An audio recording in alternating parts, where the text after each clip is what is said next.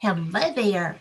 I'm so glad that you got to be here tonight because, this is going to be so much fun for me and for y'all. Because when I get to talk about topics that fascinate me, I feel like maybe it's something you're going to be fascinated about too. And this is one of those guests. I'm so fortunate to have so many friends in this field, and some of them are the very best at what they do in this field. And tonight's guest is one of them. Before we go further, I just want to let all of you know I appreciate you listening. I'm so glad you're here. I hope that you're having a really good weekend. And if you're a teacher, God bless you. I hope you're out on your break right now. I happen to love a teacher, and she is. And so, yay. But thank you for all of y'all that do that, because I could not. And tonight, I'm very fortunate. I get to welcome somebody that I consider a pretty good friend, probably a dear friend. He is Tony Rathman. He is the founder of EVPI. He is one of, which is, I'm going to let him take, because I'm going to get it wrong. And it's one of the things that he does the very best of anyone I know is EVP, electronic voice phenomenon. I just do recordings, right? Because I get more if I am doing voice recordings than I appear to when I'm using a device. Not always, but quite often. And I'm always surprised when I find them too. So Tony is somebody that you're going to love. And I want to go ahead and bring him in. So, hello, Tony. Hello. Yay, there you are. How you doing, Kat? I am so good and so glad that you're here. Thank you. No, thank you for having me. I love talking about EVP, ITC, and of course Staticom. So this is fantastic for me to get the opportunity to do that. Well, Roger at Arizona Ghost Tours is in chat and says, "You're awesome."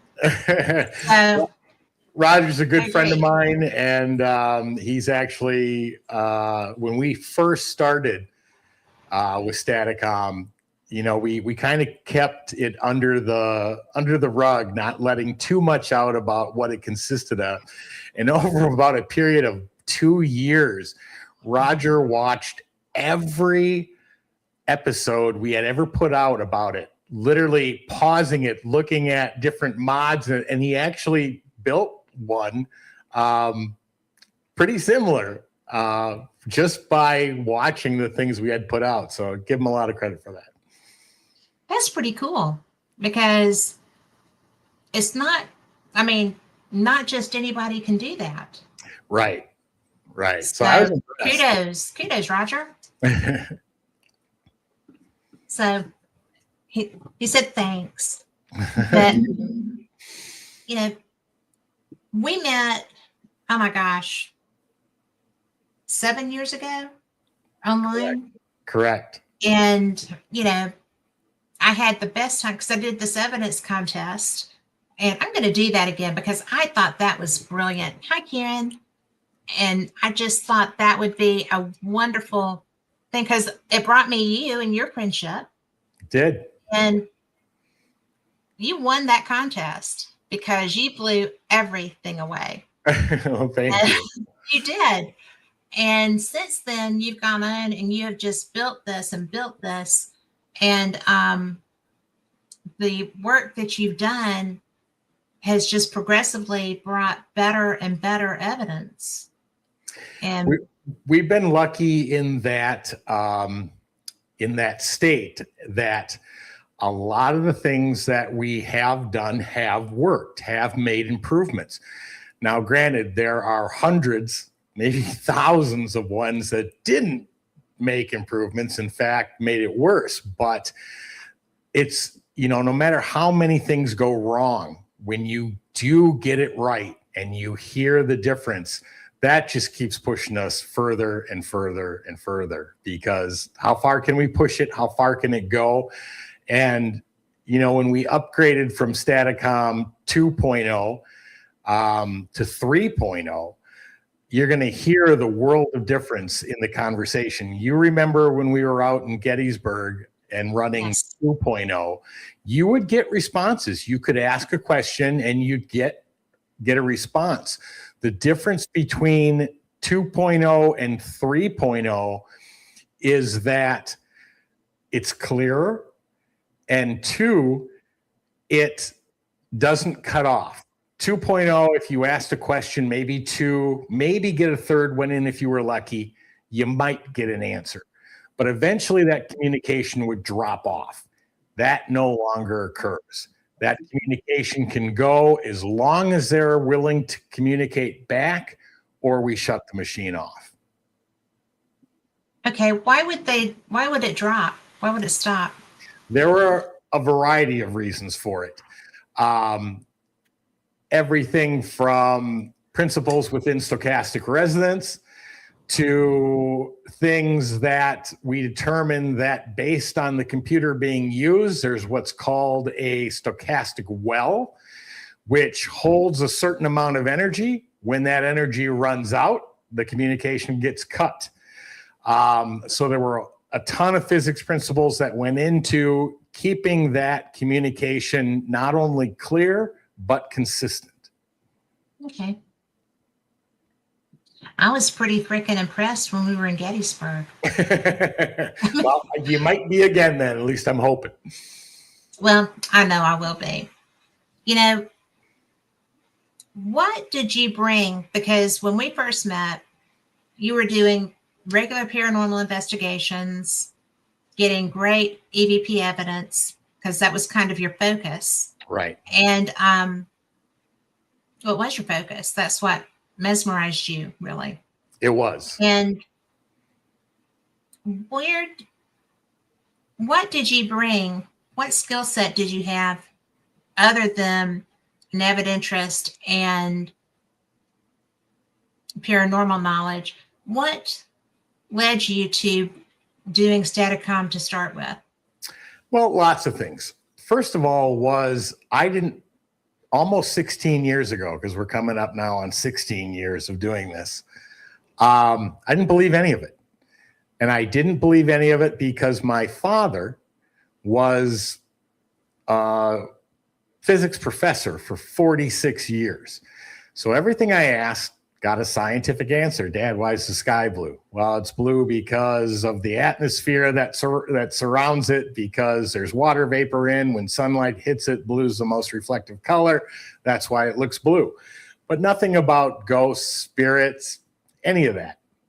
Right. So when my wife talked me into going ghost hunting back in 2010, on Valentine's Day, I had two choices. I could take her or have her mad at me till the following Valentine's Day. Didn't want that, so I took her. But what caught my attention when she was reviewing were these voices coming out of nowhere and actually answering a question we asked with timing and relevance. Couldn't figure out how that was happening. Was that I think you might have froze, Kat. Yeah, she froze. I think what she was going to ask me was if that was Hotel San Carlos. Oh, you're back. Yes. Now I was asking if it was well, I knew I want to talk about that too, but was this simply voice recorders? At that time, yes. What we got were EVPs on voice recorders, yes. Okay. But the fascinating part was, where was this voice coming from? How did it hear me? How did it know to answer? How come I couldn't hear it with my own ears, but yet the recorder could pick it up? And what was so fascinating about a vocal response was that it was like getting handed a bucket load of information. I could tell whether it was male or female. I could tell whether it was an adult or child. I could tell their emotional state. Were they happy, angry, upset, irritated? All of that came through in the way that they spoke. Mm-hmm. I could tell what language they were speaking. Was it English? Was it something else? I could tell if there was a territorial accent or dialogue in the way they spoke. So I was literally handed a bucket load of information before I even listened to the response. That to me was unmatchable. I feel like that when I get them that way too. Yeah. And that's what caused us to continue to go down the vocal response. And, you know, over the years, when we started, it was all about, can we prove that a spirit can speak? How clear can we capture it? And can we capture the best EVP or the best vocal response ever captured by a disembodied entity not physically in front of us? But it grew way past that today. And I always refer back to Rick McCollum, a friend of both of ours, who said, when I went ghost hunting, what I found was my own spirit. Yes. Now, he said it a little differently than I just phrased it. That's pretty close. But that's huge to us today because we're not chasing an individual spirit floating around. We are literally chasing consciousness, everybody's consciousness, whether embodied or disembodied. And the fact that consciousness survives death, lives on after death, and this whole study, this whole evolution of chasing these voices is not just from a single spirit, but from consciousness as a whole. That's absolute fact. And when you approach it that way, I have found that I'm a much different investigator than I was, 5-6 years ago. Heck, when we go to Scotland or, places where I'm focusing, that's my focus for the trip. That is, I'm a different investigator than I am just if something's around me, around my house or whatever. Right. And that happens a lot more than it used to. But I've lost 2 parents and I've lost 4 dogs. So there's a lot of stuff that happens. But it really is interesting because it's almost like they're isolating you to communicate with you too. It's not just us that are trying to do this. It's both teams. And correct. I find that to be something that I didn't really take into account when I was first starting to do this. Right. And, there's so much other information too. I mean, when people ask, if spirits want to communicate or consciousness wants to communicate so profoundly, Yes. did they help, did they help you figure out how to do this? And the answer to that is clearly yes. And I think I have a clip in there tonight that shows exactly what they're capable of doing and how they helped. Do you want to go to that? Why don't we play it? Just because it'll give, this is when the upgrade to 3.0 just began. I knew what I wanted to achieve. I was hoping to achieve it. And we were testing it. And I believe Roger was there that night. So was Karen, who's also in the chat. But this one is called Settings. And this was when we were literally trying to take the new system and get it dialed in. Okay. And so there's hundreds of different dials and knobs and all sorts of tuning involved with it. Well, I was focusing on one particular knob. And so I just flat out asked, because it was running, spirits up or down, meaning, do I turn it up? Do I turn it down? Which way do I go? And go ahead and play that clip and you'll see what they told me. All right. Carl, settings. Correct. Up or down, spirits?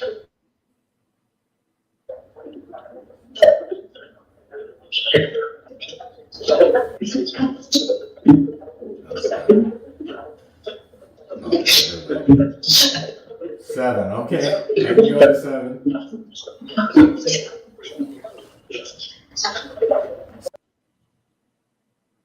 Now, I didn't tell them there were numbers on that dial. All That's I so asked was specific. right. All I asked was up or down. They realized the dial had numbers on it. They told me exactly where to put it, and that dial has not moved ever since. That is so bizarre. Yeah. I mean, holy wow.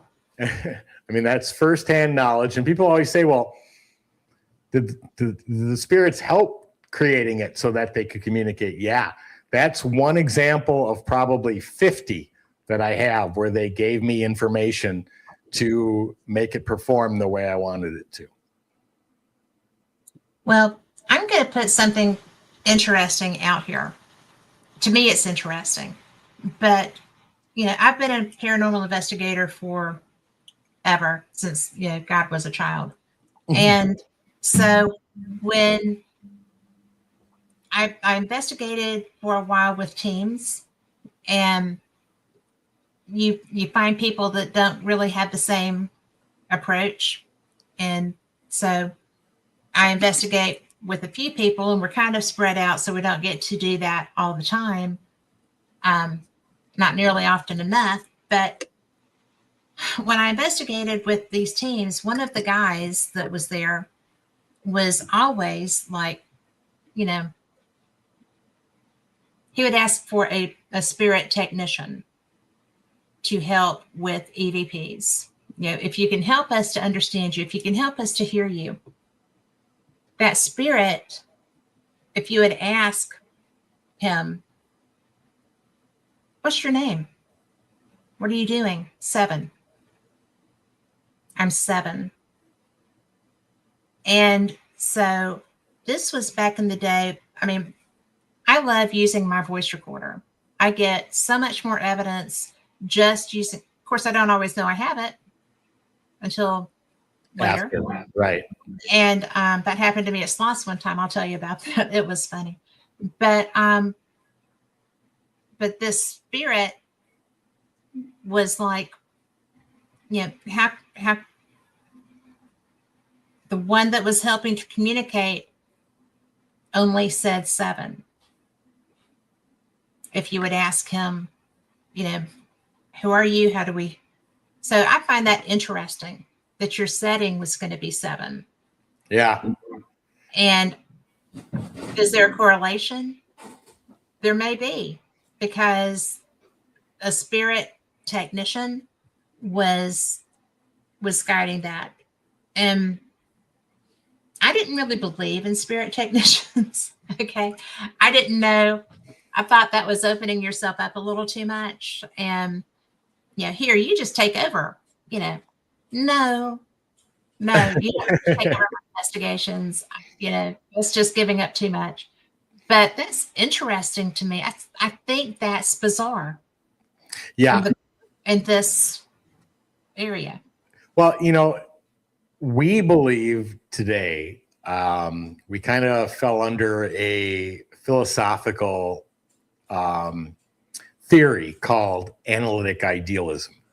And basically, analytic idealism says that consciousness is the one ontological primitive of life, meaning you can't reduce it, you can't break it down any further. It is what it is. It's there before life, it's there during life, and it is what continues after human life.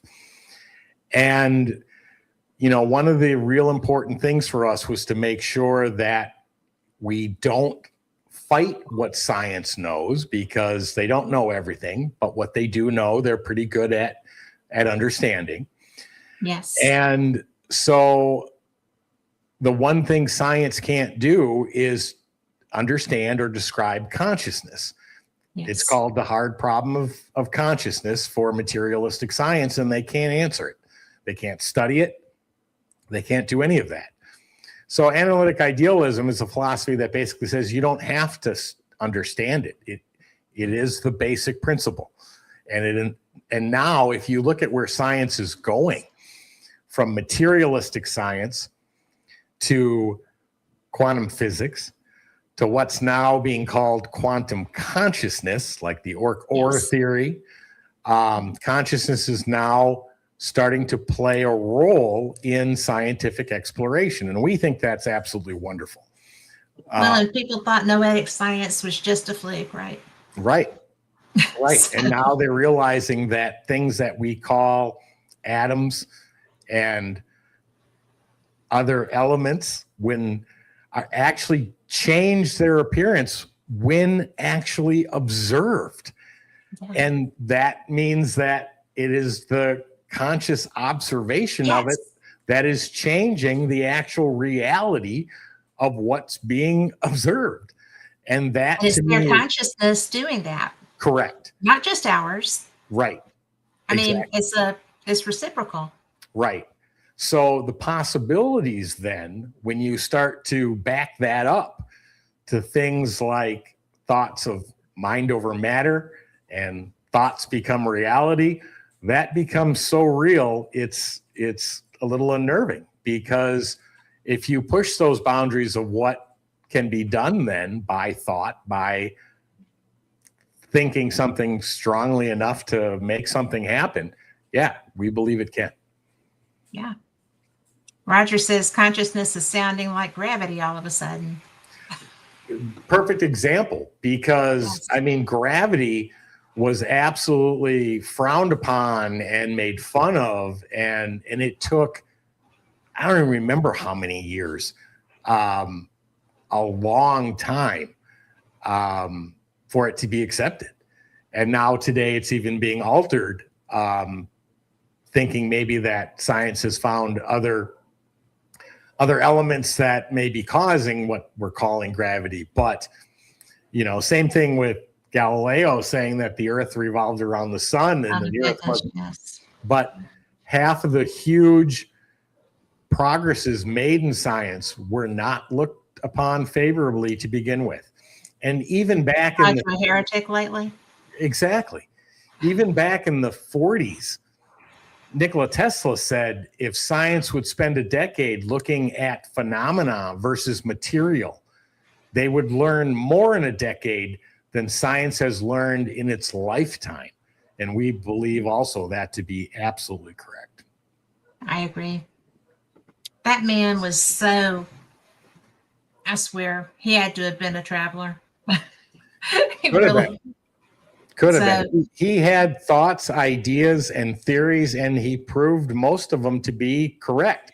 Now, that information didn't get passed along because all of his information was confiscated and was locked up somewhere by the government, but such a shame. You know, it just kind of makes you think that somewhere out there, there's someone that can get to that. Right. And so, you know, by so many different methods, there's so much out there. And if I were rich and famous and have more money than God, I would have a reward out there for that. Yeah. I mean, seriously, I would have a reward out there for that, because that is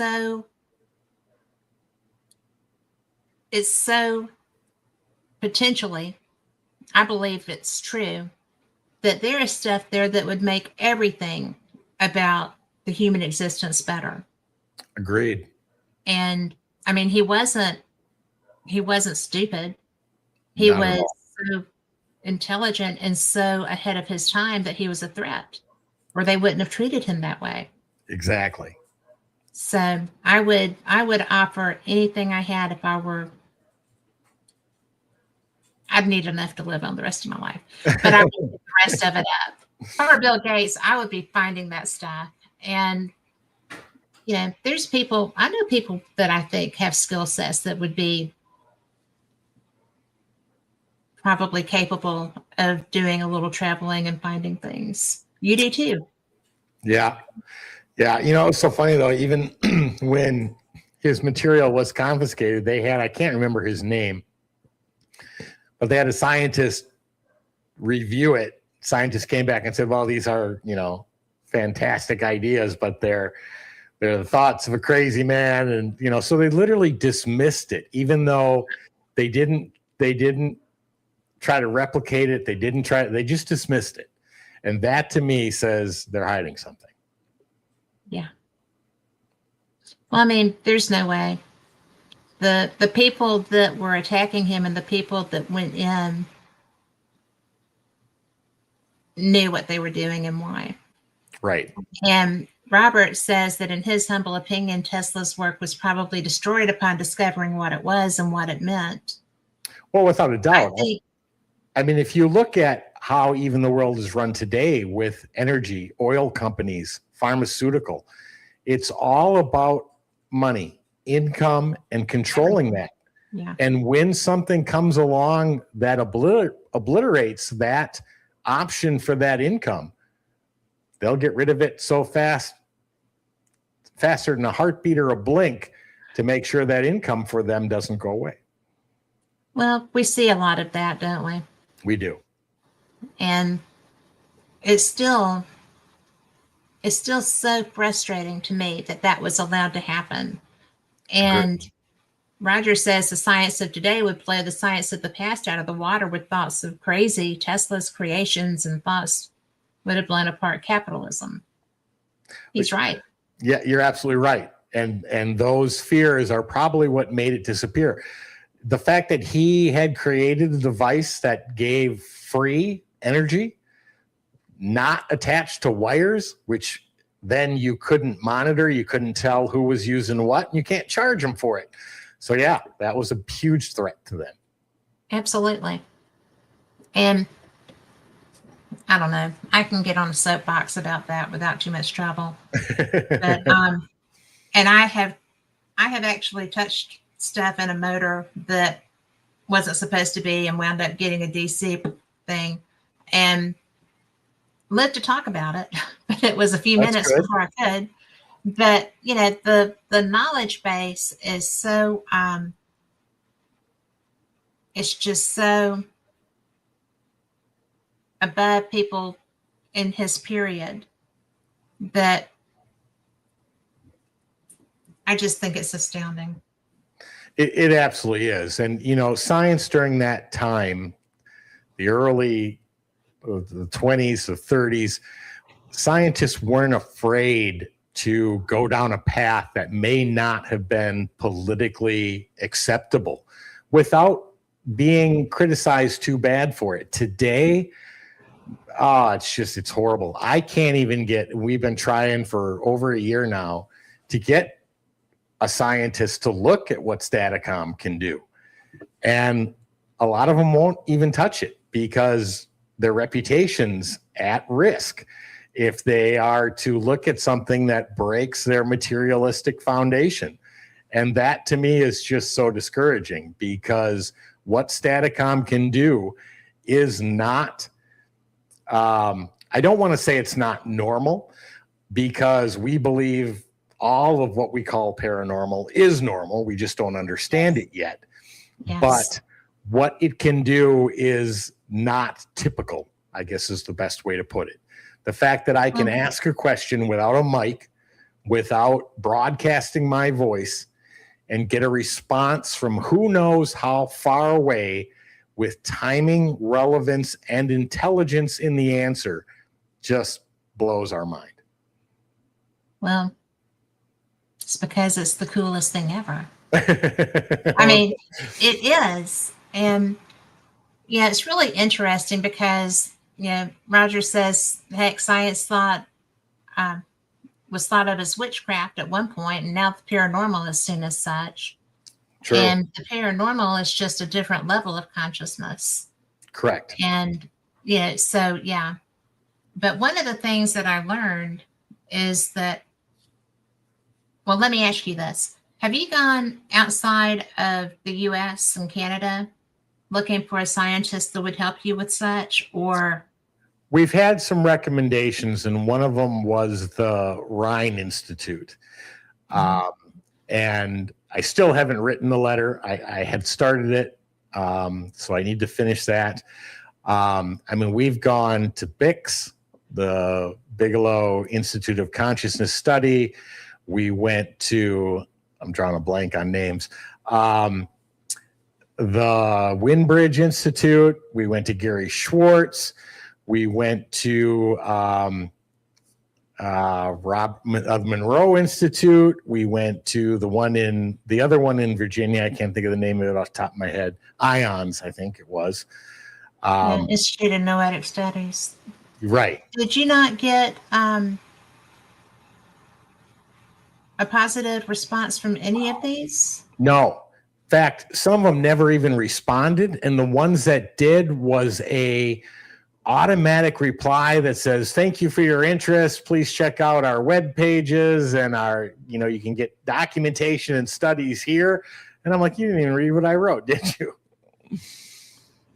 So yeah, it's very discouraging. Because I know some of the people with IONS who are very into this, and I can give you specific names later. That would be great. But because they know this is true. Yeah, it is 100% true. And this is the research that they do. All of the institutes that you mentioned, this is what they do.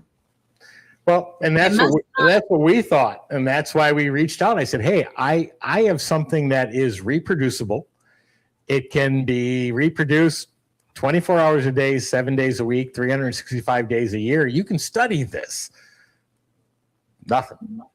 No responses. That's very disheartening. Well, it is. And I think it was Dr. Schwartz who wouldn't touch it because, again, it's the reputation. Him being a very high-level PhD associated with a major University of Arizona, he didn't want to touch it because I wasn't a PhD and not associated with, and therefore he didn't feel my credibility was at the level it needed to be to look at it. Just okay. Well,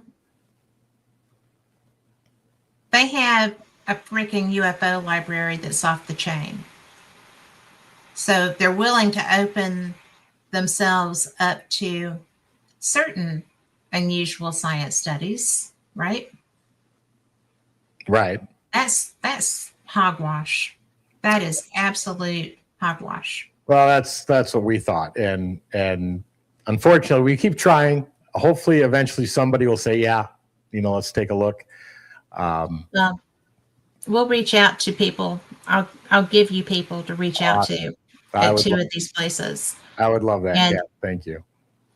And what kind of scientists are they if they're not interested in pursuing something of that nature? Because the whole purpose of being a scientist is to test theories. Correct. To test, to push beyond, or we wouldn't fly.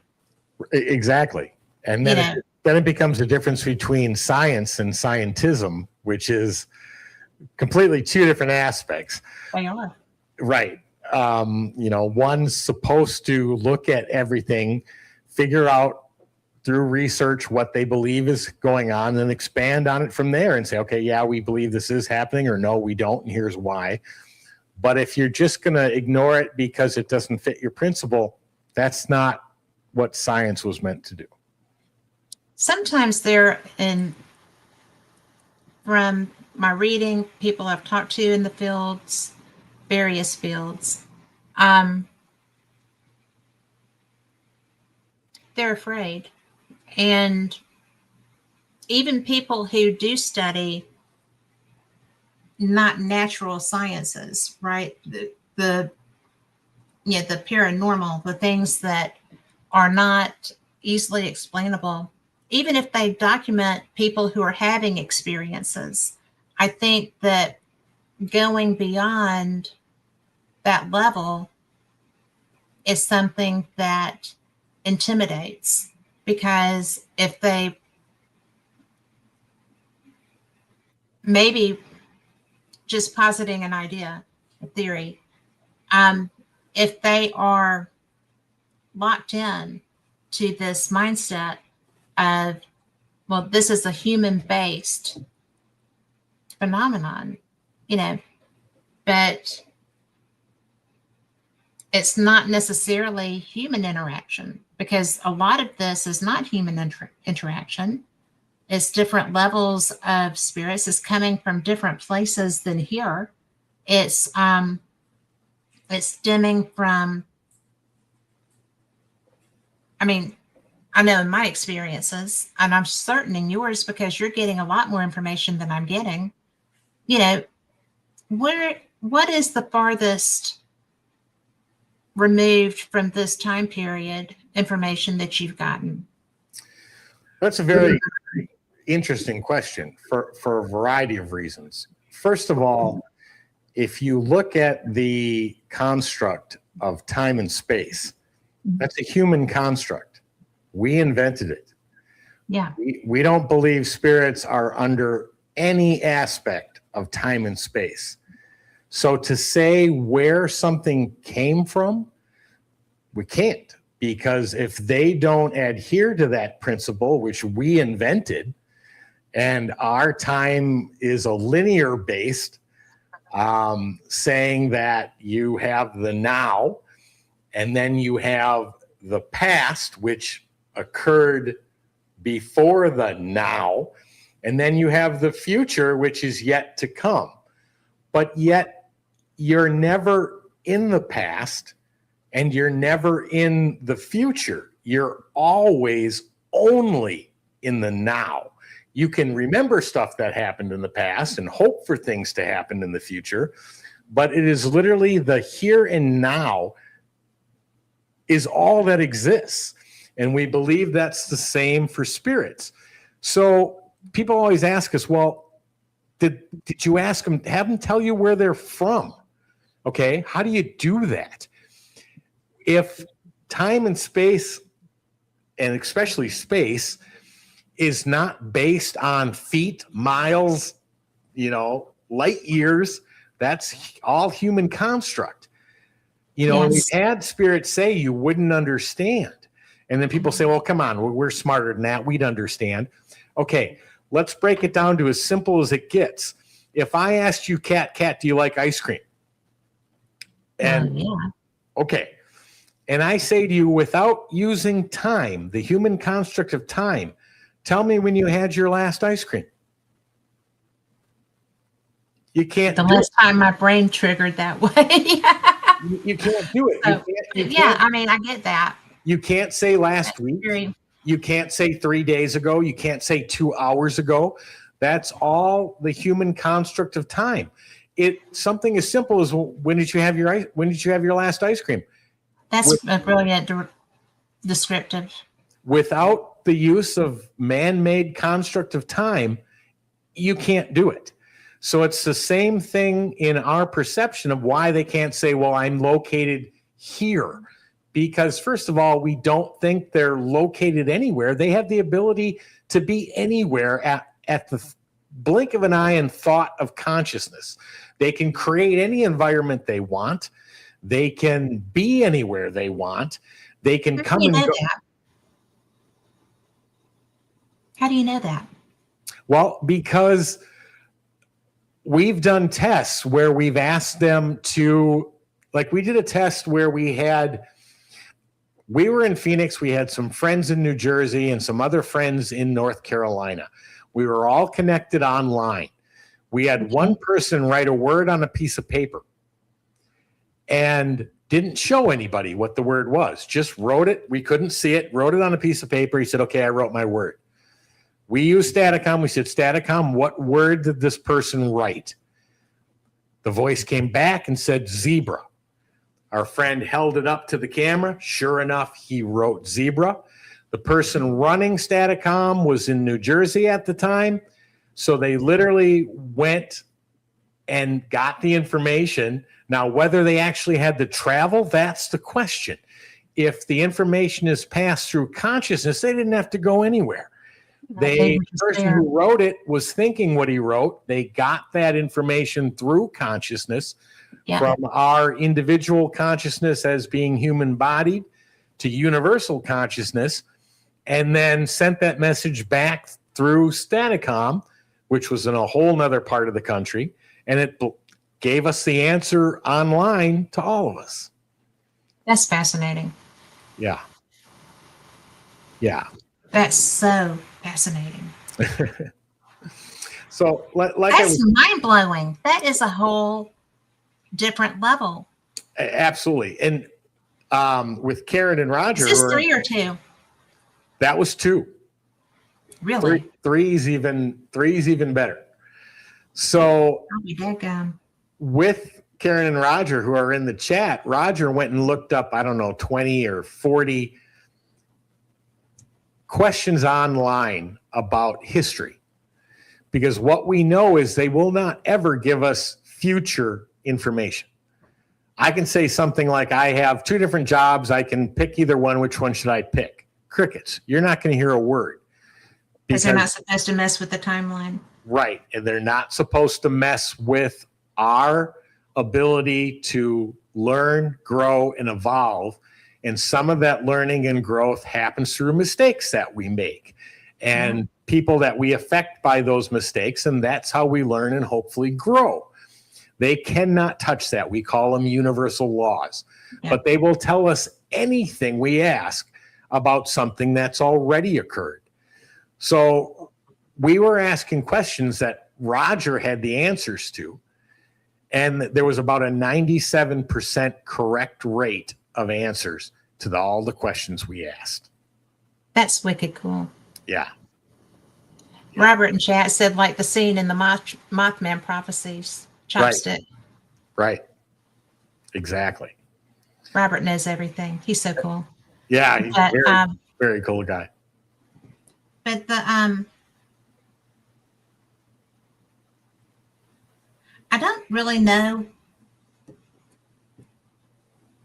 I'm so blown away by that. Simply because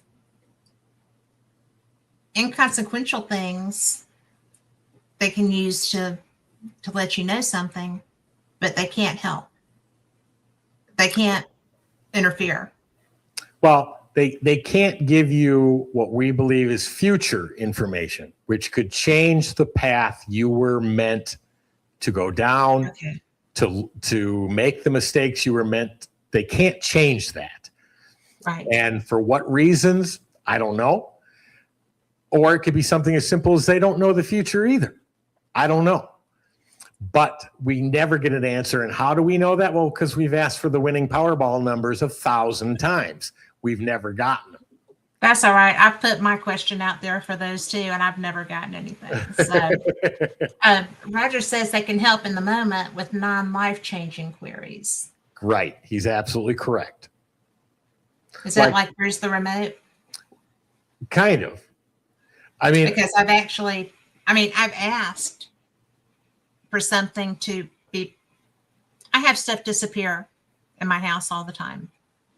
And it was so bizarre. That's always been a thing. And now I have ADHD, so now I don't know if it's spirit or me anymore. But, and that's new, so that's fun. Learning to live with that in your 60s is loads of a good time. But it's really interesting because I will have something that I absolutely know where I put it. And I will go back and it's gone. I mean, to the point that I would never leave my keys out of a cabinet, right? Because if they're not seen, they could probably try it. But I have literally sat there and said, I have to go. This is serious. I need these. You need to put them where I can see them right this red hot minute, or I'm going to have some serious problems and it's going to be your fault. You have got to help me with this. and I walk out of the room and I come back and in this instance, my keys are sitting on the table where they were not when I was looking for them. Yeah. And, I'm just like, why would you even do that? I mean, I get feisty with my house spirits, but it's just like, you cannot do that. What if I got hurt and I couldn't say something and somebody had to come find my stuff or, find my keys and they didn't know to tell you. Right. Have this. Right. People think that's crazy. It's so not, because that happens. And sometimes they think it's funny. Not gonna lie. I've heard chat, but when it wasn't consequential, and it's just crazy. But I would love to be able to hear a voice, to pick up and just say, what were you thinking? And get a response. Right. No, and we'll get to that. But a really good example. I have a friend named Ryan Skinner, and he's on Skinwalker Ranch, Secrets of Skinwalker Ranch, and Blind Frog Ranch. He's been on both shows. But when he was a kid, he wrote a book called Skinwalker Ranch. He did. Because he used to sneak onto Skinwalker. Correct. Matter of fact, when we were in Utah at Phenomicon, we took Staticom out to Skinwalker Ranch. Did you? But the problem is that we were outside. We were right up against the gate. Mm. And we didn't have enough power with the vehicle to get it to run, which was so unfortunate. No. But there's a clip that I sent called Fish, and it's with Ryan Skinner, and we were doing online testing, and his question was real simple: what did I have for lunch today? And we've got that. Yep. Carl, can you? And they're going to be, some questions will be simple, some will be more challenging. The first one I have is, what did I eat for lunch today?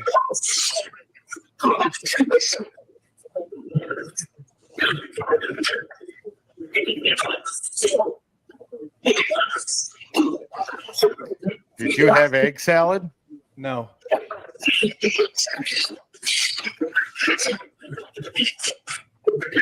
What did Ryan have for lunch, Spirit?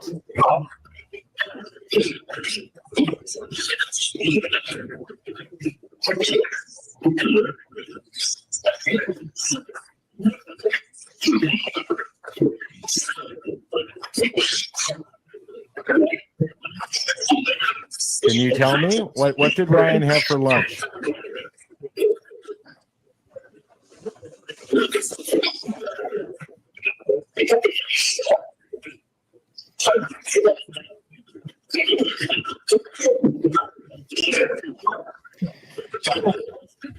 This question is for Tony. Do I have to have the image or the answer in my mind already? Or yeah, I mean, it's going to be there anyway because you know what you had for lunch. That's enough to give him the answer.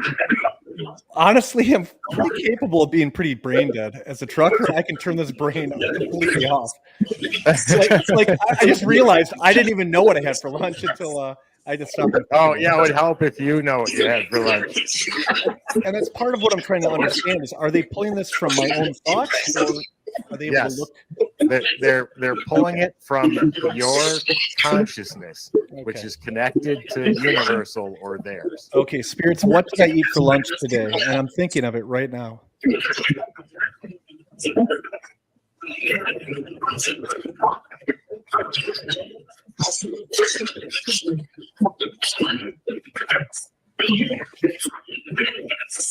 Okay, I heard two answers.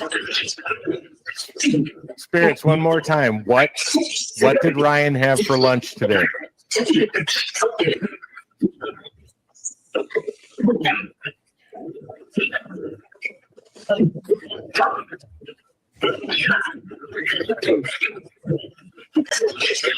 Can you tell me, Spirits? He's thinking it. What did he have for lunch today?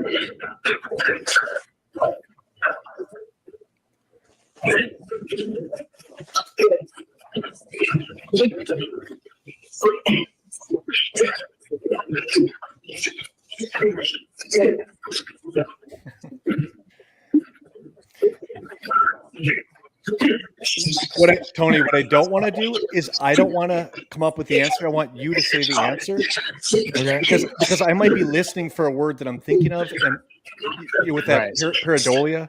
Well, I'll tell you the word I heard. I have no idea whether it's right, but I heard it. And I thought I heard a word too. So I'll kind of wait till either they say it and you can hear it, or we're done. All right. Spirits, one more time. What did Ryan have for lunch today?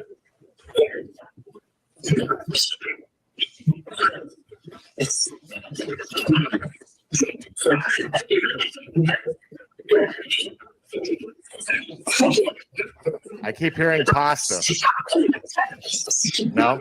I would die if I had pasta. I'm gluten intolerant. Okay. You can stop. Are we moving He on? at the end says Yeah, a lot of that he had questions. fish. I thought for a minute I heard protein, which I found interesting. And it was tilapia fish, and I'm trying to eat nothing but like the highest protein. Oh, okay. So there, he just said it was fish. But you know what? Now that you said it, let me ask again. Spirits, because I know what I'm listening for then. Spirits, what did Ryan have for lunch today? Fish right there. Did you hear it? I heard that. But that's after the effect. I heard it.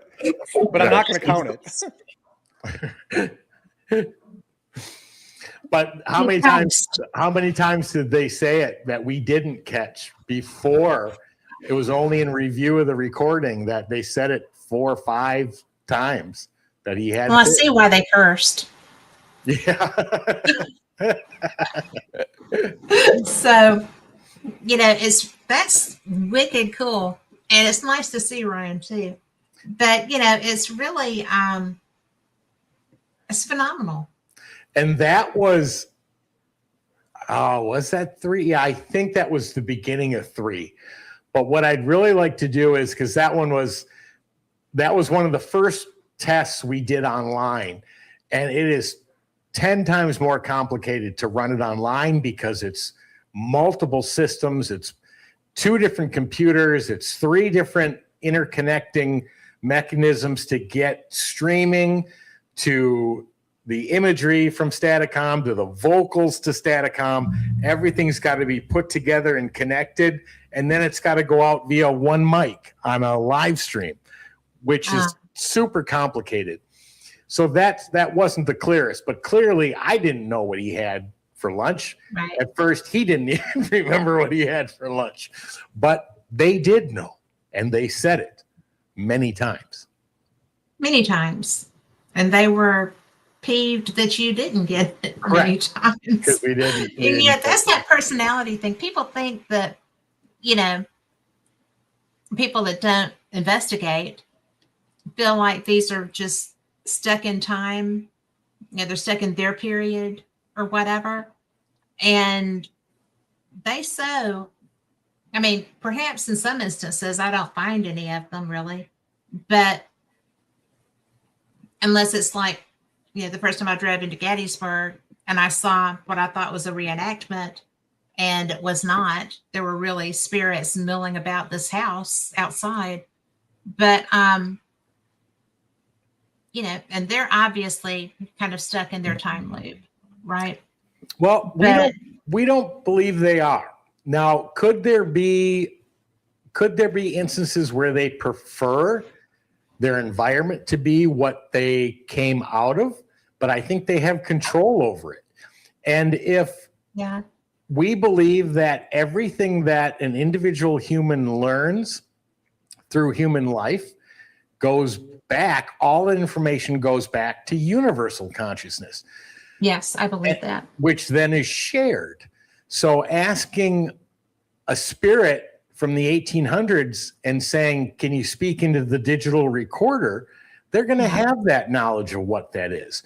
We've had spirits say names of ghost equipment that certainly wouldn't have been known 50 years ago. There's no way. And so we believe that information is shared, and what they determine their environment to be, I think, is partially up to them what they enjoyed. I would agree with that because, you know, I would hate to think that somebody that didn't want to be experiencing something of that nature was stuck in an eternal loop of having to be right at war. And how that would even be possible, I'm not sure. And even the fact of people saying, well, you know, the spirit got lost and it needs to cross over. It's already over. Yeah, to me, that doesn't make a lot of sense how it could get trapped. The only way I think it could get trapped, you know, and people always say, well, you know, does heaven and hell exist and where's it at? Again, back to time and space. If everything after human life is mental, then heaven or hell could be anywhere. It doesn't need to be a physical place. If it's all thoughts, emotion, working things out, you know, any instance of happiness or absolute pain and suffering is all mental, just as life is all mental. Yeah. It wouldn't need to be a physical location. Well, you know, we find that with the living too. Correct. You know, it's something that seems to be a human condition. Right. A human. It's not like some people will say you are choosing to relive these negative experiences over and over, as opposed to working to break yourself free from them. Exactly. And I think that sometimes we'll find spirits who really are stuck in a loop, but humans, living humans, do that too. Correct. So that's not something that would be an unknown experience. They could have been that way when they were living, and then they just happened to pass, and then that's still there. That's still them. Correct. You know, they couldn't let go of it. Right. And so now they're going to have to live through it until they can, maybe. I don't know how that works out.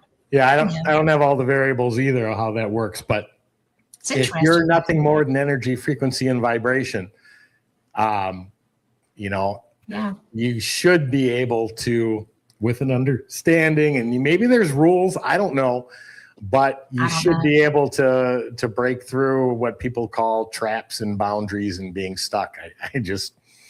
I find that I don't understand how people stay stuck like that when they're living, you know, because there's so many options to find the path out. Correct. And it's, I mean, I had an abusive childhood. I went to therapy.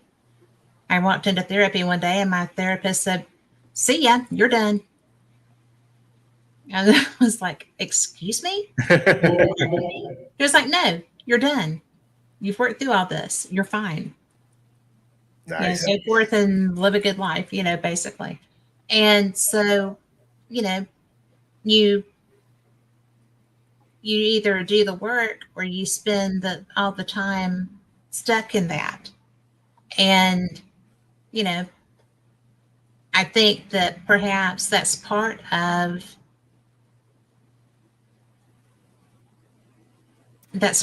what I see with maybe what we call residual energy, residual hauntings. There's people, I live in Birmingham. There's people at Sloss who are just there knocking around working, you know. And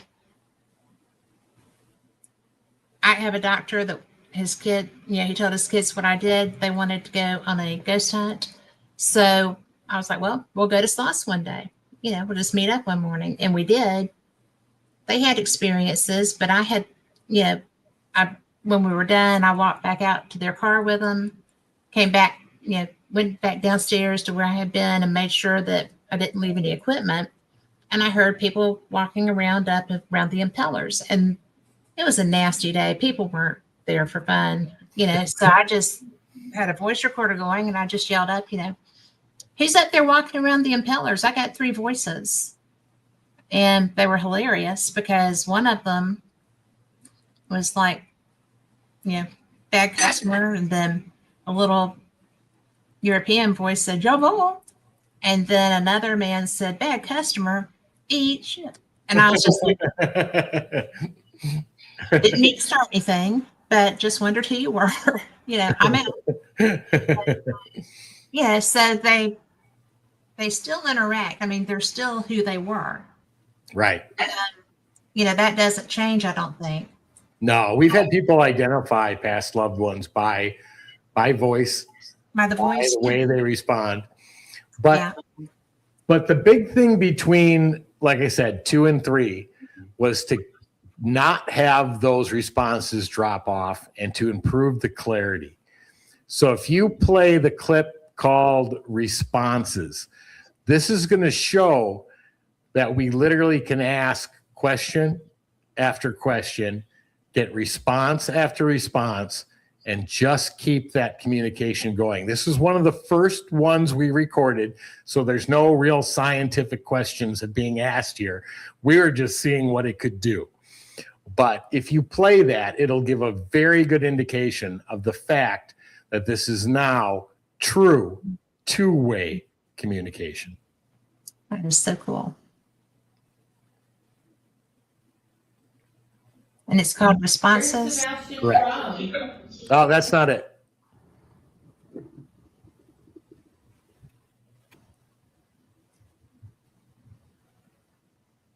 I don't see it. Let me go to that transfer file. You can talk amongst yourselves. So let's see what I got. Let me see if I can pull it up. Oh, there we go. Let's see.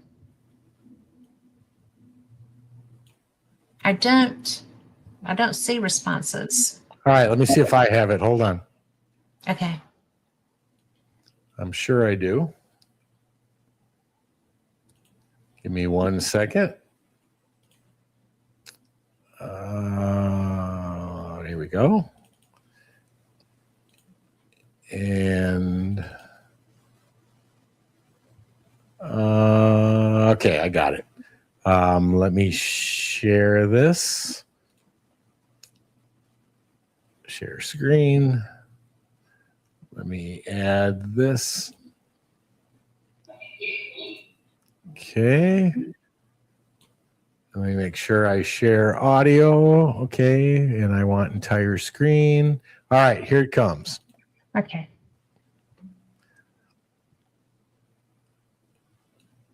And if you just add it in, I will hit play. Okay, here it is.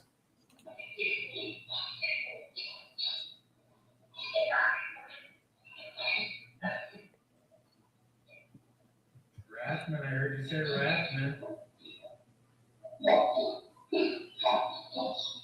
Yes. What did you want to say to Roger? It's Tony.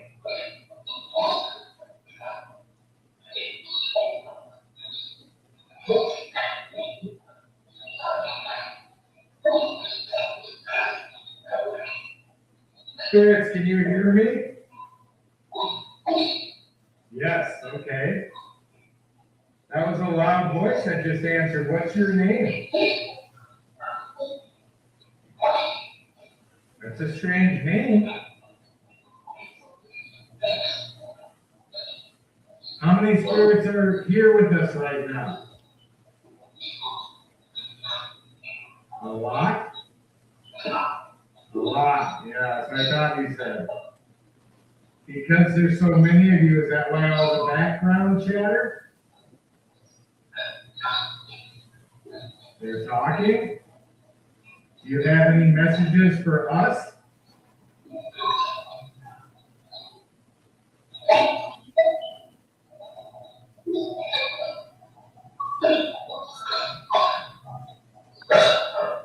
Rathman, I heard that.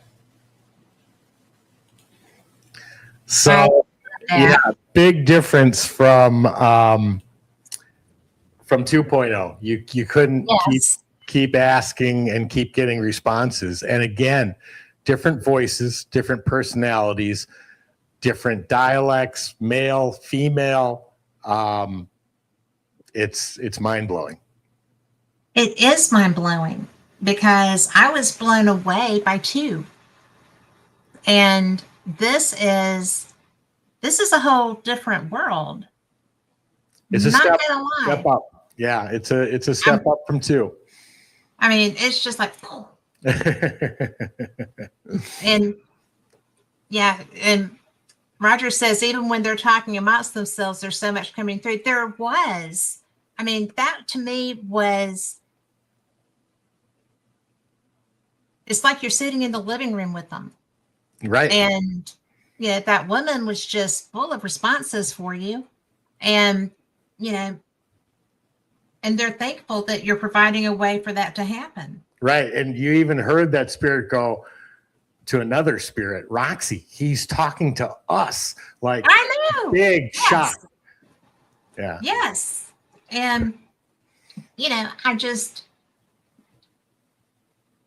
think that is the coolest thing really ever.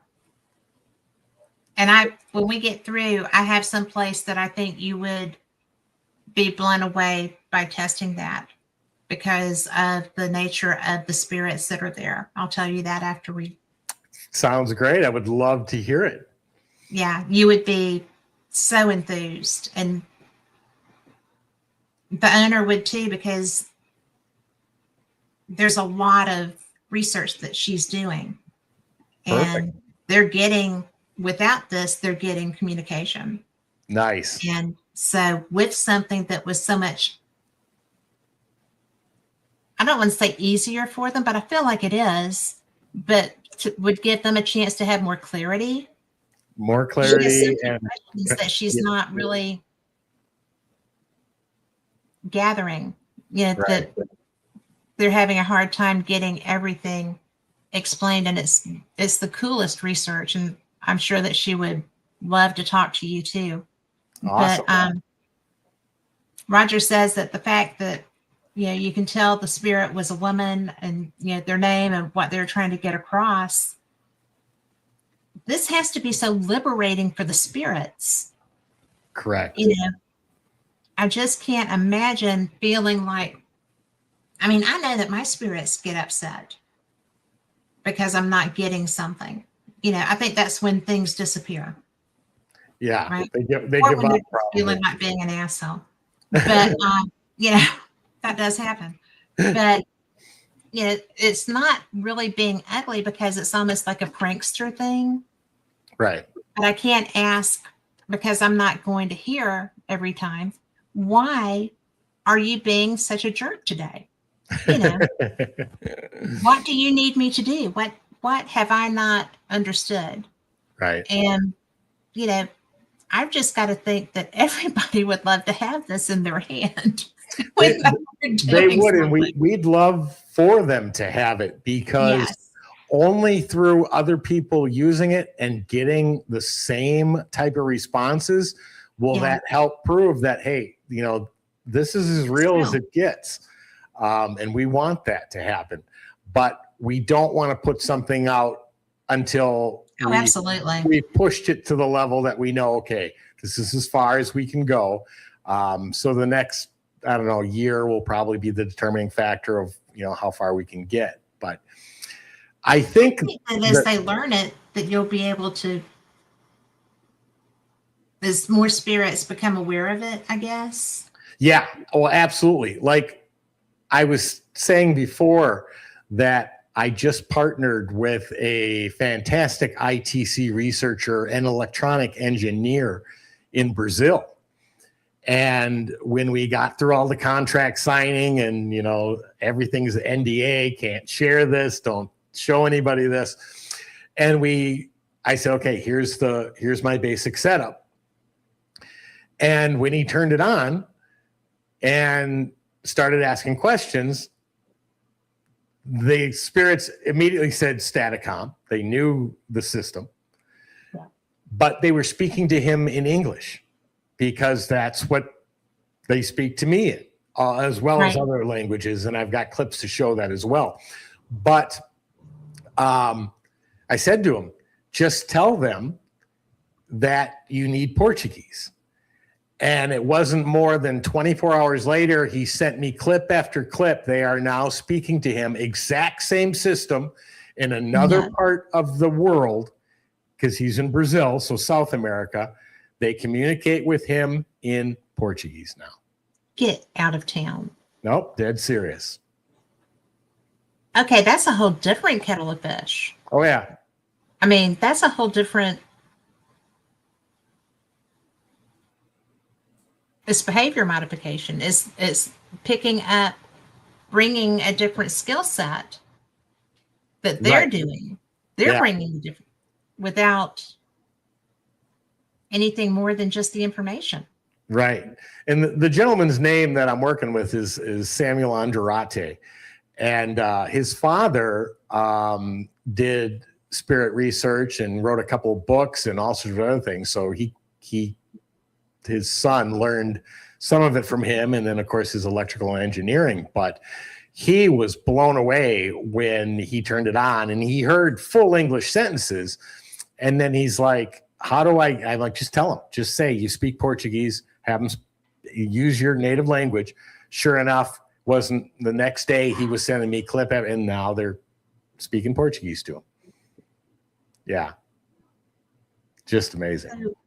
Obviously, they are so enthused about having a method of communication. You know, they're as enthusiastic as you are. Correct. And that, I think, is your game changer, It is. because they're going to help you get this there. Correct. And they have been, and hopefully they will continue. There was another clip that one that they do speak. It's just a short phrase, but it's to my wife, and it's in Tagalog. And that clip is called Fourth Round of Testing. This was the clip we just watched was the night before. And I came home from work and I said, let's turn this thing back on. I want to know if it's still working like it did last night. So we turned it on.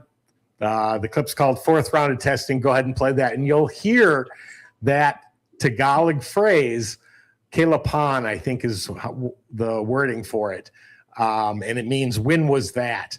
But I'm pretty sure it's in this clip. And Cherie caught that immediately because it's her native language. Right. The time what?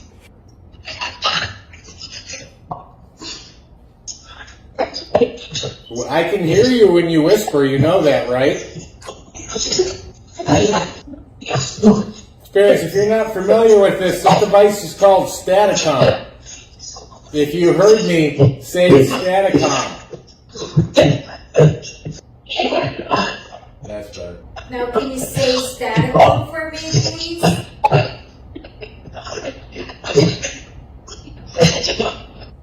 All right, Spirits, if you don't want to say Staticom, let's play another game. What am I holding in my hand? Glasses, thank you. Thank you very much. How about pineapple? Can you say pineapple? Oh, perfect, thank you. How come you can't say Staticom like that? It's one word. It's one word, Staticom. Have you not been able to talk to humans before? If you can hear me, spirits, say elephant.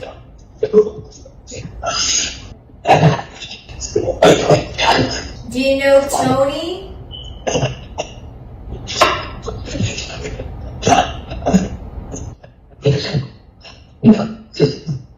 It's me. If we use this device to help cold cases, will you answer the question?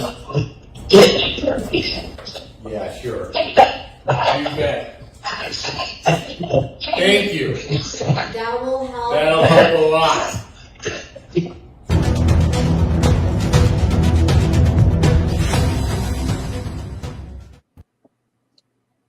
Okay. Okay. Holy crap. This is bizarre. Yep. Yeah, and there's so much in there that if you don't know, like I asked the question, are you not familiar with speaking with humans? And the phrase that came back was like Becky. Mm-hmm. Now, most people, that wouldn't mean a thing, but I am really good friends with a gentleman named Don Phillips.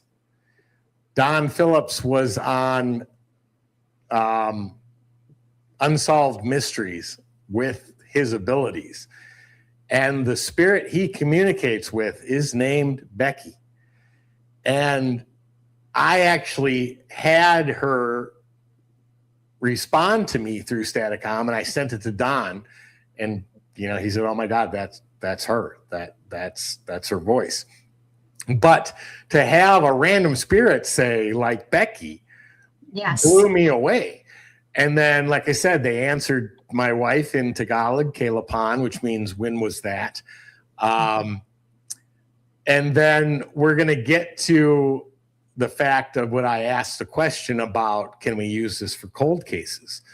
Because if they're willing to give us answers to anything that's already occurred, if police or FBI are at an absolute draw blank, not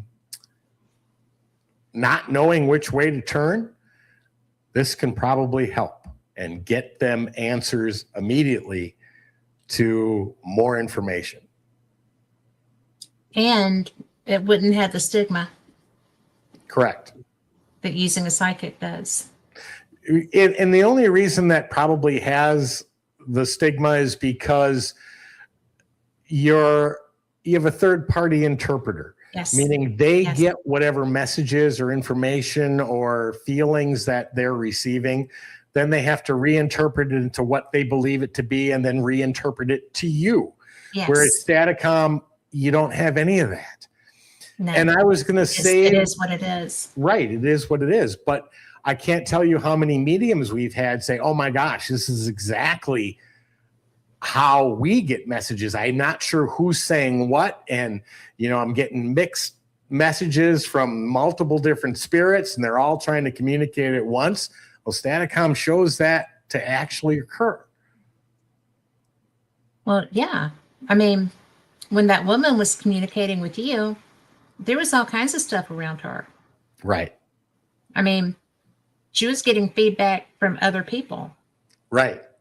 And that's the other cool thing about it now is that we don't even have to speak. We can turn it on and listen to them speak to each other. That was the best part. I'm sorry. I thought that was the best part because, like with those three spirits that I had that intercommunicated, I was just like, oh my gosh. Right. But, because, I mean, obviously they have to. Yeah. And using other devices, or my friend has one in her location. Hey, Sue. And they will communicate through there. And that blows me away too. But because I do need, I prefer confirmation if it's something that I'm going to tell somebody that I heard, right? Because I do not go out and say, this is what I do, because it's situational. It's not Right. always. But, it's just so fascinating because, like I said, I can see that I'm going to have to take a mortgage out of my house. But this is so, it's going to be not just a novelty. It's not going to be just a toy or just a novelty tool. This is going to be a for real Communication. You're communicating beyond anything that we're aware of, really. Right. And to me,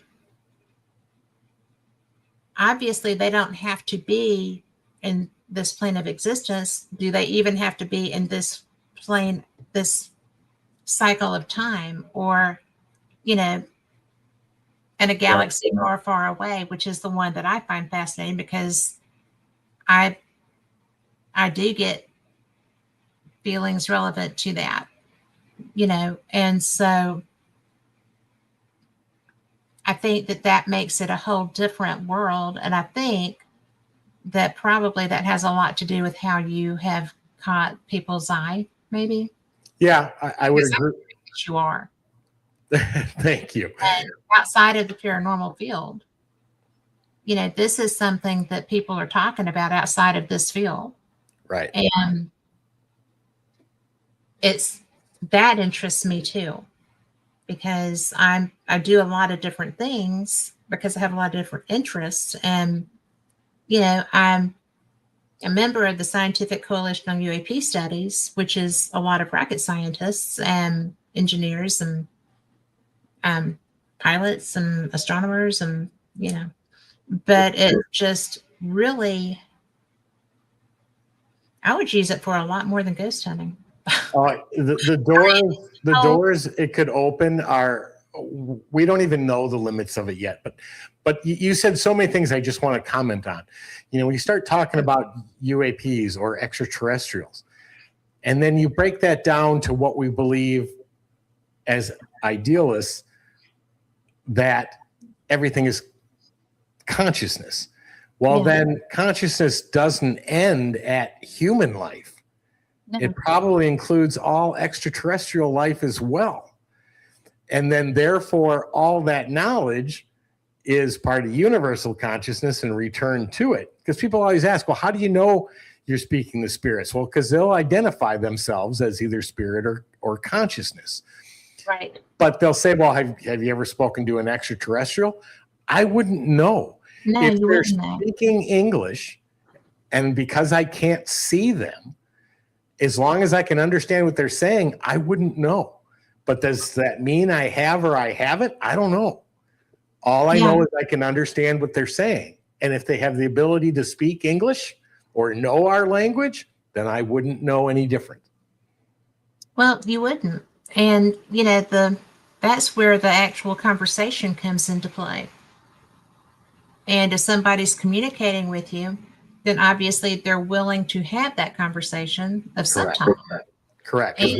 We can't make them speak. Right. No. But I think that's where the relationship period can come in. And like, I have friends who have relationships with spirits in different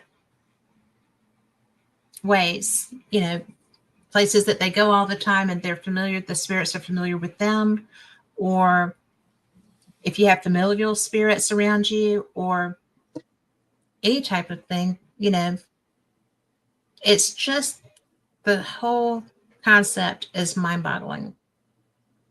It is. It really is. And the things that could be learned or understood, or it's just I mean, I am so right now. I'm so excited for these possibilities. And you know that I'm a tech girl. I love this stuff. I don't have your knowledge base. That's not my training. And it's just so fun to consider where this can go. And Roger says, you know, well, Sue said that even our own galaxy is staggeringly, amazingly, unbelievably large. Yes, it is. And growing. Space grows at the speed of light daily. And that's the coolest thing. And in order for that to occur, so would a universal mind, if that truly does exist, because one could not grow at that speed if the other one's not, which is why all of us bring back everything we've learned and expand, because a universal mind could not expand itself. And in order for a single mind to grow, it would need experiences outside of itself, which is what human life and probably every other life does, to expand universal mind, which then expands space daily at the speed of light. This is the part that gets me. And because we have another comment too. But before I read that, I wanted to say that, as we grow, we have so much more capability than we use. We don't even use, 10% of what we have. And then when people expand beyond that, then they are judged or considered odd or whatever. And one of my favorite movies is Lucy, because, I do think that is something that if you can find a way to unlock something, there's so much in there. Right. And I just think that that's not beyond the realm of possibility if you can figure out how to communicate with people that may already be doing that. Correct. And, it's, I did want to share Roger's comment because he says, exactly, Staticom isn't like any other paranormal instrument. It's not like a spirit box or a REM pod that can be affected by other elements, which is a huge thing. Yep. It's beyond a paranormal instrument at this point. And it's almost bizarrely beyond that. And Robert says that he's concerned about the possibility of intervention by forces that might want to sabotage Tony's efforts. Please be careful, my friends and colleagues. And it's happened to people. No, Robert's absolutely correct. If you heard in that one of the last clips we played where they said impressive, thankful, the next statement was be careful. And what Robert is pointing out is exactly what I believe that be careful was about. Yes. Who would want to get a hold of this? What are they going to use it for? What's their intentions? Could it be weaponized? Yeah. There's a million concerns, which is one of the reasons why it's not available yet.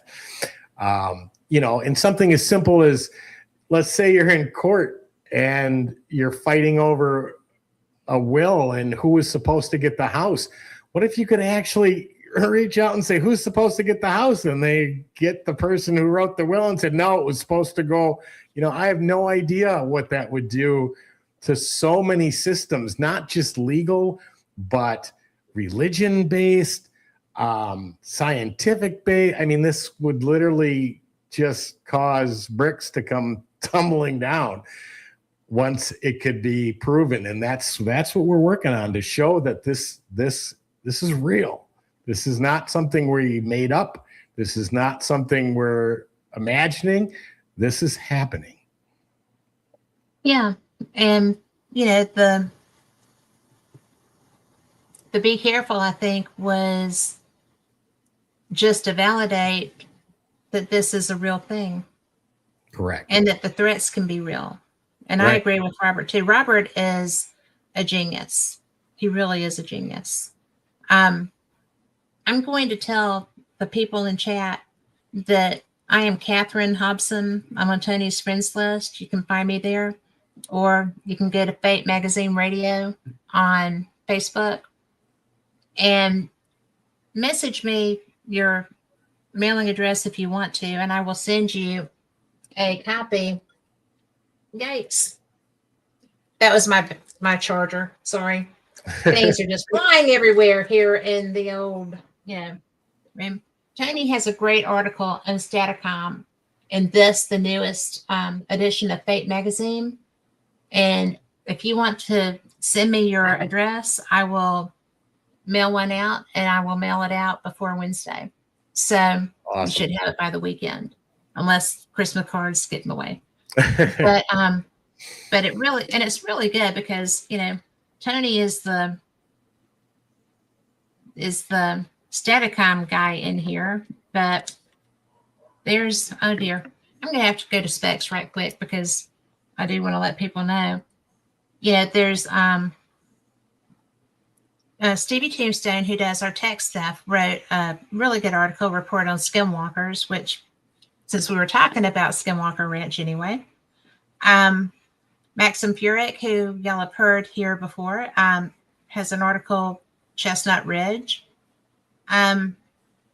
Richard Blankenship has The Power in Your Hands. And there's Lilydale Then and Now by Ron Nagy. And Richard Sennett, I don't know if y'all know him. He's in California. He lives in Ventura. And he wrote Ghost Boy of the Confederate. And then there's another one. Keith Thompson wrote Remembering John Mack. And I have recently learned a lot about John Mack. And I've been having so much fun with that because by the time I started doing paranormal, I couldn't interview him, you know. And so I have found several of his friends who have been bringing me up to speed. And I just think that's such a really terrific history. Yeah. So, but there's a lot of good stuff in here. And just send me your mailing address and I'll get you one. But we have another comment from Sue. This guy is the best guy. But anyway, Suadon, FYI, our sun is in the middle of a large empty area in the middle of our galaxy, sort of like a South Sea island in the Pacific. Very isolated. Look up local bubble on your convenience. So if he says it, you can take it to the bank. And I'm going to be looking it up when we get off of here. Absolutely. But, you know, but I just think that you're making such a difference. And I know that you took that be careful to heart. And I also know that your wife is your research partner. And I know that she is very well protected as well. She is. So, you know, and, you know, you can always, you know, pack her up and send her here if she needs to get. I will feed her Southern and love on her and show her the beach here. So kind. So kind. But, well, you know, y'all are good people. Thank you. And, you know, I just think that I think what you're doing is so vastly important. And I'm so freaking blown away by the difference that you have come across between 2 and 3. It's huge. It was a major step, no doubt about it. But one of the things that let's back up to was the fact in that clip prior where I asked about using it for cold cases. Yeah. Let's play, and let me explain it first, but let's play the Lennon clip. And before you do, let me explain what occurred. And there might be a word or two that's a little vulgar in this response, but I had just gotten 3.0 running. No, it was running. I had done another upgrade to it. And I was in my studio and I was, you know, manipulating it and testing it. And Cherie walks into the room and she had a very distraught look on her face. And I said, "You okay?" And she said, "No." And I said, "Well, what's wrong?" And she said, "Do you remember Lennon?" I said, "What do you mean, do I remember?" "Of course I do. He was a mutual friend of ours, childhood friends of Cherie when she grew up in the Philippines. And last time we were visiting, we went out to dinner with him. Really nice guy, but he was a politician." And she said, "He was murdered on Monday." Now, this was Wednesday. This was 2 days after. Well, I had Staticom running when she said that.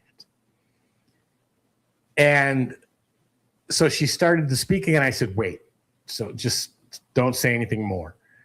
I said, "Get your phone." I said, "You don't have to record our voices, just so you can hear us in Staticom." I said, "And ask some questions." And so we did that. Like I said, this was 2 days prior that this had occurred. So that was on Monday. This was on Wednesday. And you're going to hear all the responses to everything we asked on what happened to him. Did he know what happened? And then we asked one final question. Who did it? And you're going to hear that as well. Okay.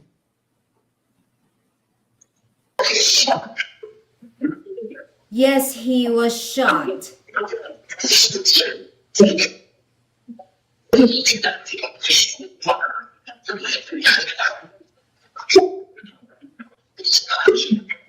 Lenin, did you know that you were shot?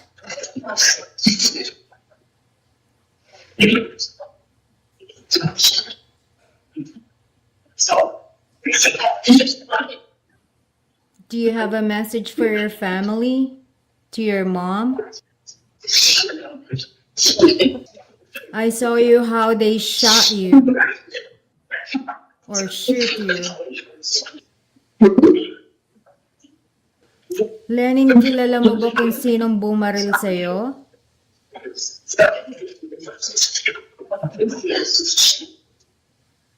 Yes, para mabigyan ka ng hustisya.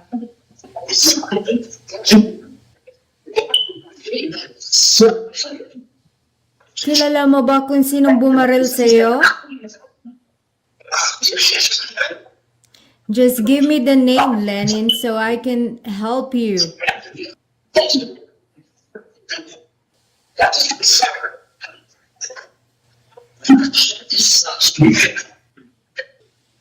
you know how you were killed?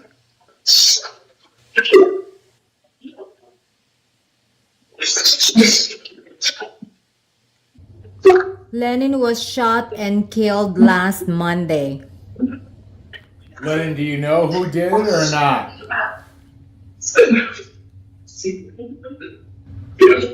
Yes. Can you give a name, please? Let's start with first name. What's his first name?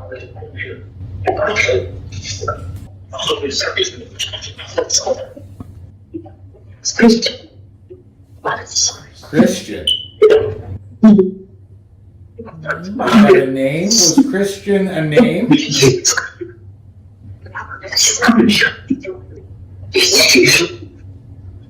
Was Christian a first or last name? Okay, first name. Do you have a last name?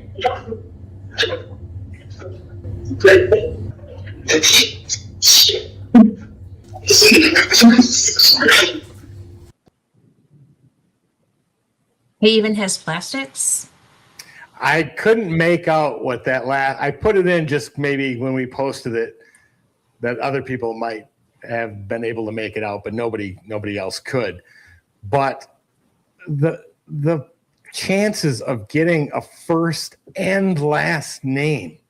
Now, people say, well, you know, was any of this true? Do you know how many murders get solved in the Philippines? About 0.01%.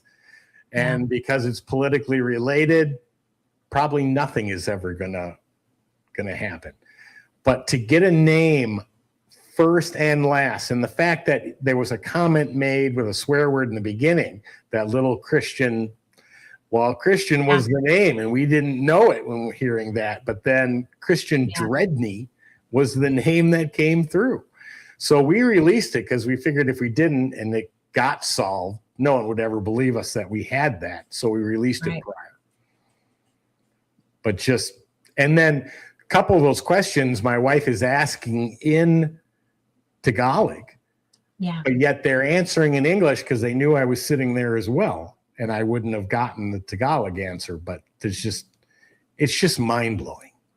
It is mind-blowing. Is there a Christian Dredney? We don't know.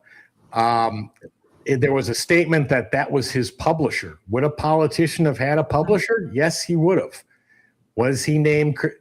The biggest problem is that there's some dangers in pushing too hard because it was politically right. So we have to be careful, but so throwing that information out. Now, granted, it's out there somewhere on the internet, but pushing political boundaries. Well, that's not a good place to do that. No. There isn't a good place to do that. There's no good place That's to do not that. a good one. But that is, you're absolutely correct. Well, But I have friends that come to Biloxi from there. And when David has a tournament, So I'll see her every few years or whatever. And she has to take she flies into Manila, and then she has to take like 3 or 4 island hoppers to get home. But she talks to me sometimes about there, and beautiful and lovely and a great place to be, but don't talk much. Right. So I get that. Yeah. But and One Sue of the- said, Oh, sorry. Go ahead. No, go ahead. well, I was just going to say, Sue had actually said, taken at face value, obviously still in shock and still stuck in the trauma because it's only 2 days. Well, but the funny part was there's only 2 voices. One when he said yes, Yeah. and one when he said to my wife, "I'll always love you." That sounded like him. But Yeah. there's a statement in there where another spirit says, I said Lennon, and I can't remember what I asked, but they said he's not up yet. Yes. So is there a transition period, reconfiguration, understanding of what happened? I don't know. But I found that fascinating that they literally said he's not up yet. Yeah. Well, I was going to ask you about that, but it was almost like you were asking if he knew who had done this. And he was like, I thought he was referring to the killer. So. Yeah, and he did. He said yes. I said, did you know who did? Yes. He said yes. Yeah. And I said, and then Cherie said, give us a name. Or I said, give me a name. Yes. And then they said Christian. And I said, okay, is that a name? And then I said, is that a first or a last name? And they clearly said. That was so clear. You're right. So clear. Yeah. So it's mind blowing. It's absolutely. It is mind blowing. I mean, it's just so. This isn't supposed to work, right? No. Ostensibly. This is not supposed to be a thing. We got. Oh, sorry. Go ahead. I was just going to say, ever since I've met you and seen your work and, learned more about you as, time has gone by and stuff, you do get things that shouldn't work. Right.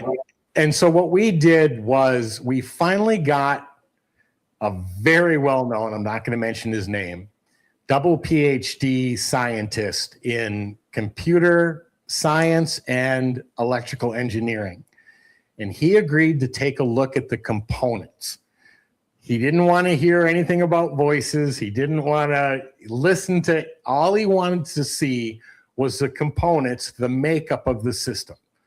So we spent about 2 hours online, connected video connection, going through each and every component. And he came back to me and he said, okay, he said, I'm going to break this into 2 sections. One is your white noise generator. We're going to call that A, and everything else we're going to call B. He said, I have no concerns of any interruptions, any voices, anything coming in section B. He said, the white noise generator is my only concern because it's in a plastic case. It does have the ability to be affected by electromagnetic interference, a pulse wave, or possibly some sort of other energy wave that could cause disruption. He goes, I don't know about full speech, but he goes, we're not looking at that. I want to stick to just scientific electronics. He said, so do me a favor. He said, either take the circuit out or rebuild a circuit. I built a brand new one, a brand new white noise generator. And we encased it in a steel case to get rid of low electromagnetic interference to protect it from it. Right. Then we wrap that in military grade Faraday material to keep higher signals out, like satellite. Then he told me to pound a 10-foot metal pole 2 feet into the ground and ground the circuit that's in the box to the pole, which is 2 feet into the ground. He said, you still get voices after that? I'll be impressed. Guess what? We did it all. Voices didn't change one bit. Get the heck out. I love that. Didn't change a thing. And it has no ability to pick up radio wave, satellite, ham radio, walkie-talkie, cell phone, nothing. It is blocked from every signal. There's no mics for input. There's no sound banks of words. There's no voice generated AI that doesn't exist. So that's why when he went through it, he goes, nope, there's nothing here to generate vocal structure. And the only thing that's put into the system is white noise. White noise contains no vocal data whatsoever, no syllables, no words, no sentences, nothing. Vocal data shouldn't exist in white noise, and that's all we're using. Yet we get full sentences in response to what we ask with timing and relevance and intelligence. Blown away. I am so blown away. And Roger says you've even keyed up on walkie-talkies and handheld hams and near it and nothing affects it. No. That's astounding. No, and we've done electrical surges next to it too to see if anything changes within the audio wave, meaning that it could still, that those surges of electricity could penetrate the steel box and nope, had no effect on it whatsoever. So it is 100% protected from outside interference of any kind. And still functions appropriately. And still functions. Yeah. Well, that mortgage is going up. Damn it. So, but I mean, the possibilities, Tony. The possibilities. Hey, girl. Where's the camera? Hi, guys. I see you. I see you. Hi. Wow. It's so good to see you. I just want to say hi to you. I'm glad you did. Thank you. Miss ya.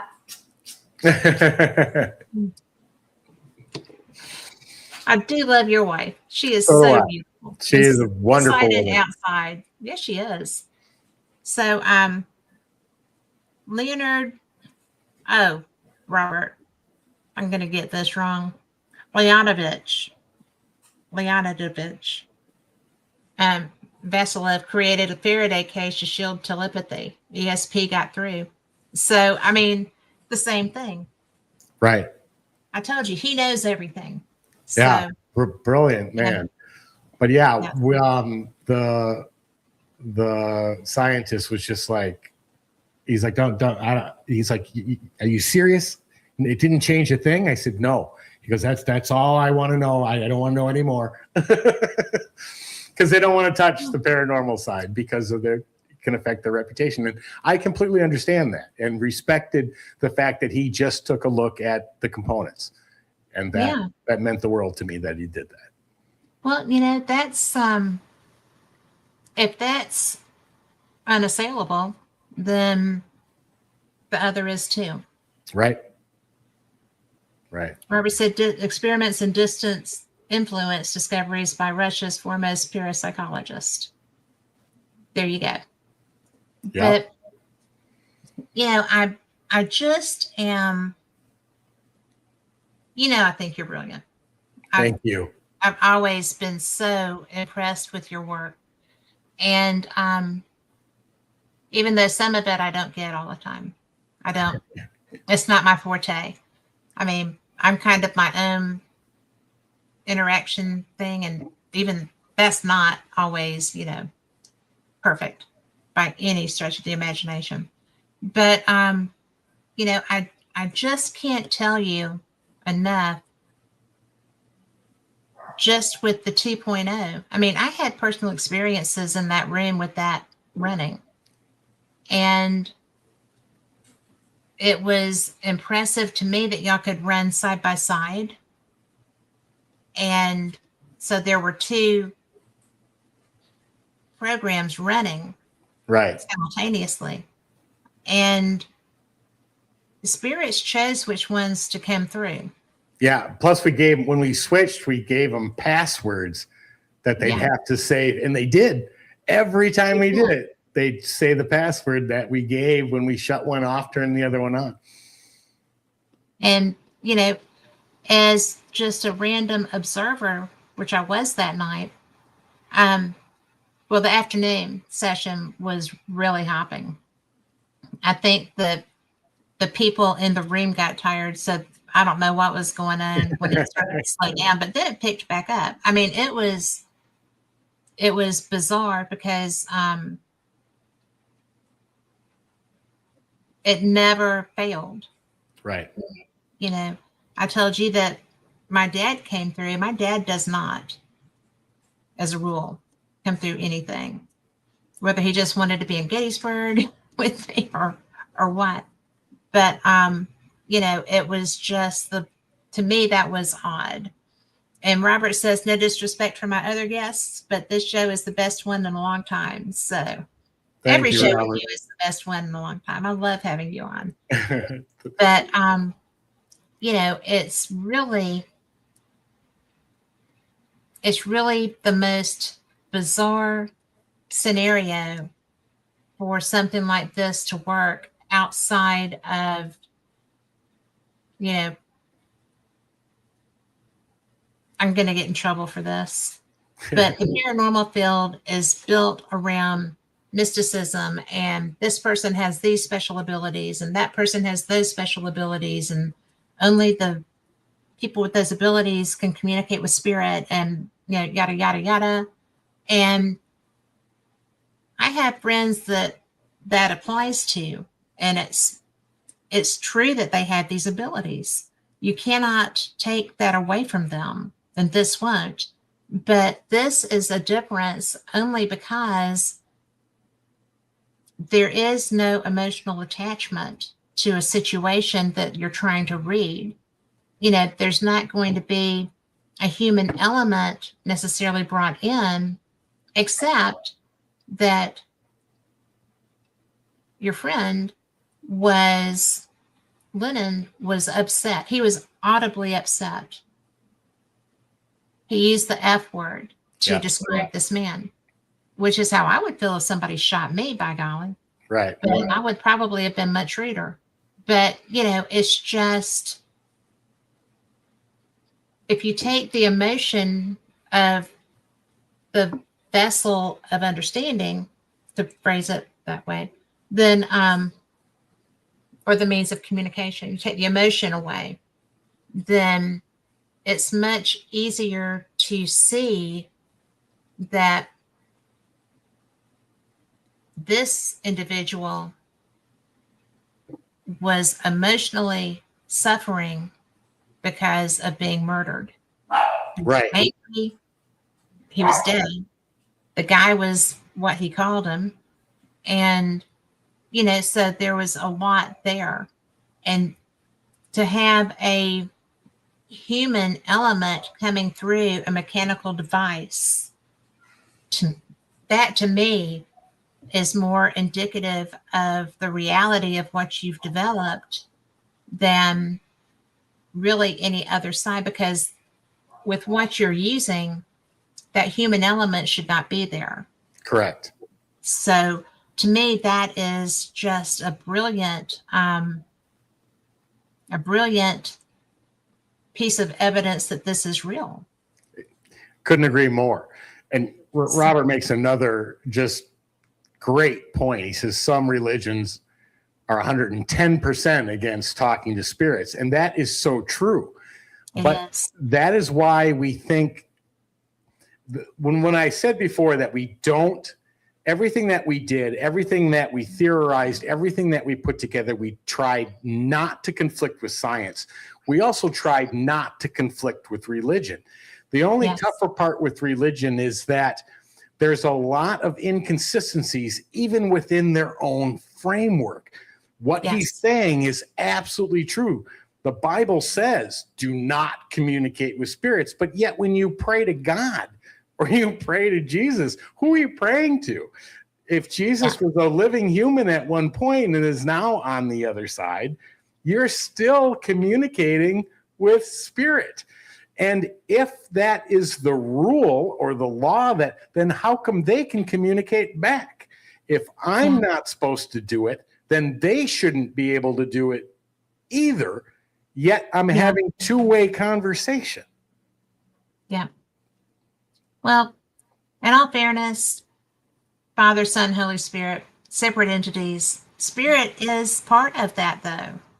That is spirit. Right. So, but it's a really good point.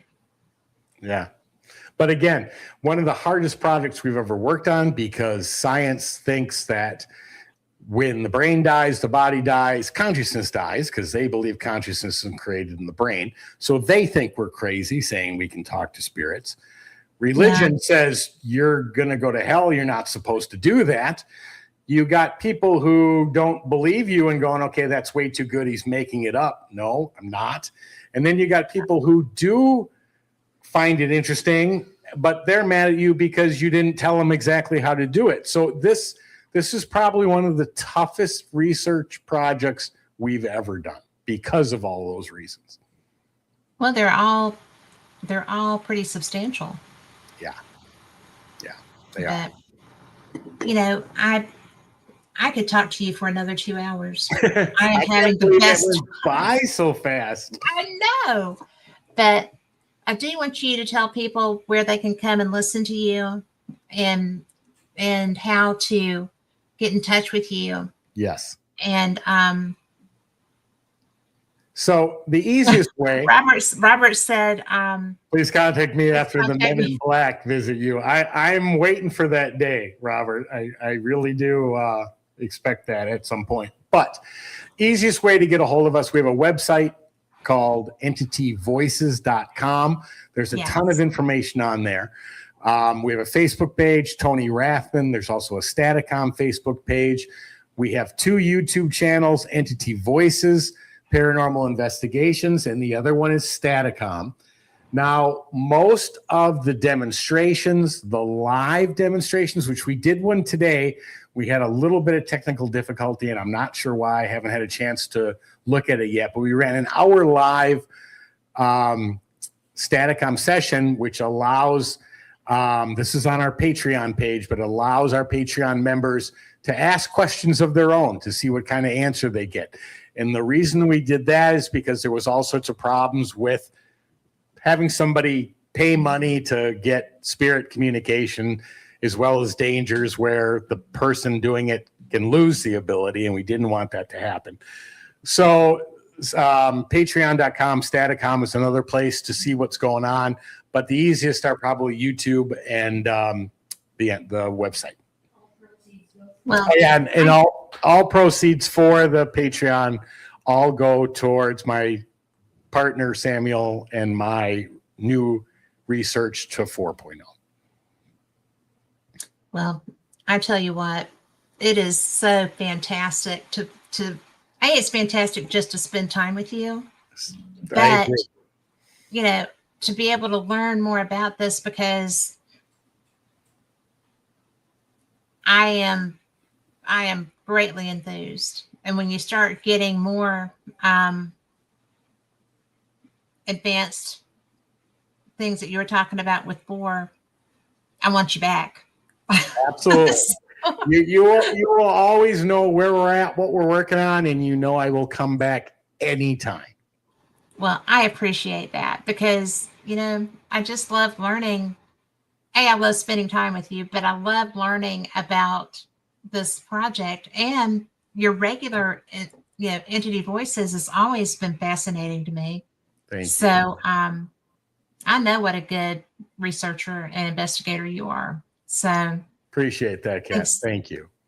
thank you for sharing your time with us. My pleasure. And for everyone listening, I appreciate you so much. Come back next week, and like Wednesday night, Paranormal Experience does Mark Fultz, and that's going to be fun, because that man is a hoot and a half. He's a psychic, he's a genius, and he's a raconteur. So great Christmas spooky stories will be part of that. So thank you again, Tony. Thank you everyone for listening, and y'all come back.